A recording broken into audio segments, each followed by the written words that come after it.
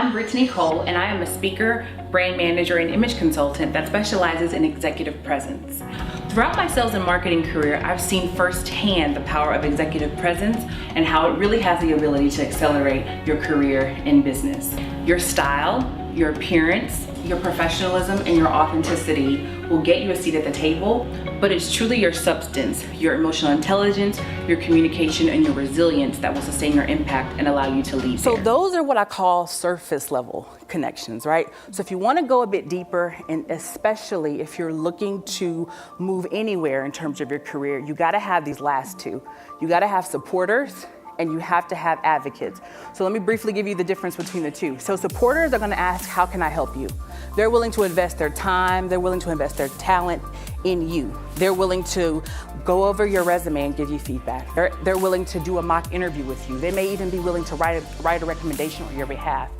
Advocates, however, are different because advocates have the positional power and the influence to help you get where you're trying to go. So a very simple example that I like to use is that we all talk about having a seat at the table, right? We all kind of use that analogy. So a supporter will save you a seat at the table.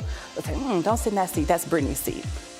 What an advocate will do, an advocate will go in the closet and pull up a chair and make room for you to sit down. You understand the difference?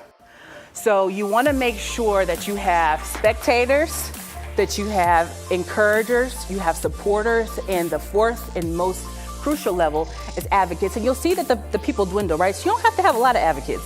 If you have one or two good ones, you're doing good if they're real advocates.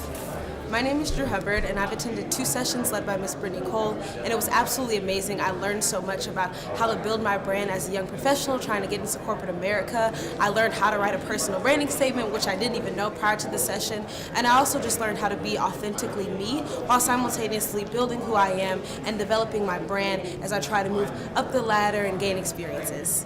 I've always had a passion for personal and professional development.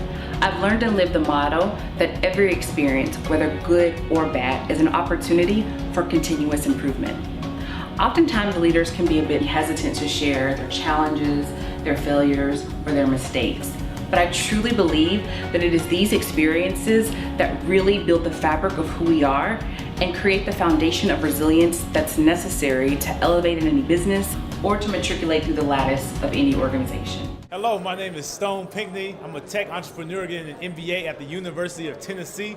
I was just so blown away by a phenomenal workshop with Brittany Cole on personal branding. So for me, some immediate action steps I'm going to take is leveraging social media with my personal brand, making sure I don't show up higher on the digital than the reality of life. That's really important, a hard takeaway. And another huge thing is that challenges and losses and failures are a chance to keep growing, keep discovering yourself, and keep getting better and better. She took a loss, she took a setback, and it propelled her in her career because of the way that she shaped it and molded the opportunity. I've always known that inspiring people to action by using my voice is my gift. I firmly believe that we all have a specific life assignment that we're called to, and I am extremely excited to focus on this area of my business and to pour into others that are looking to level up their life, look, and leadership.